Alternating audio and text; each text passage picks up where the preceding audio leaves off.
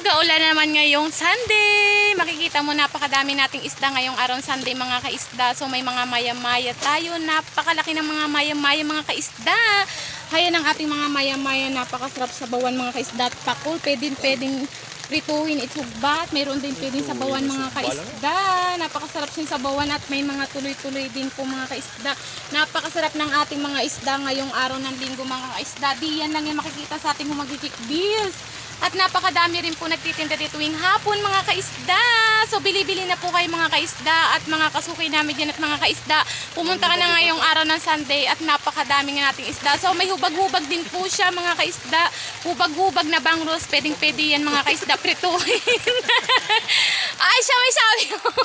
So ang dami nating isda ngayon at wala pa yung iba. Siyempre naghihintay pa lang tayo ngayon kasi ara naman ang ulan mga kaisda. Pero ingat pa rin tayo mga kaisda ngayon kasi may bagyo tayo.